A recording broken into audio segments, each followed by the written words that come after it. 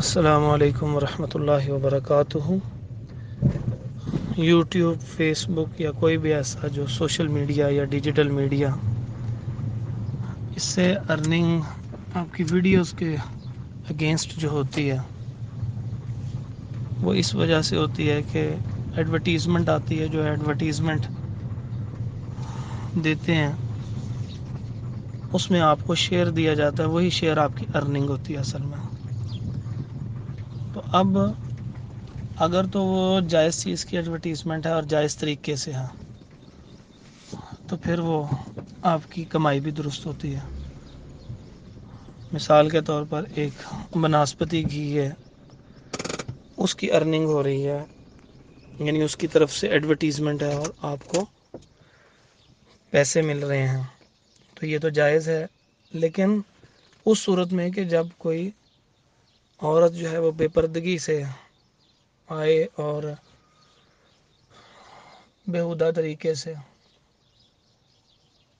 بے پردگی اور فحاشی کے طریقوں کے اوپر وہ ایڈورٹیزمنٹ کر رہی ہو کسی گھی کی پروڈکٹ کی بھی، تو وہ طریقہ درست نہیں ہے، تو اس لیے یہ مناسب نہیں رہے گا۔ تو اس وجہ سے دیکھنا یہ پڑے گا کہ کوئی چیز جو ہے وہ چیز بھی جائز ہو اور اس کا ایڈورٹیزمنٹ سٹائل جو ہے وہ بھی اسلام کے اکارڈنگلی ہونا چاہیے، پھر اس کی کمائی جائز ہوگی۔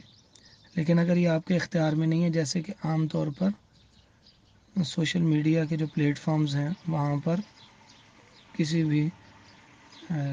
کے اختیار میں نہیں ہوتا اس چینل کے، جب وہ مونوٹائز کرتے ہیں تو پھر وہ اس پہ بہت زیادہ ایڈورٹیزمنٹ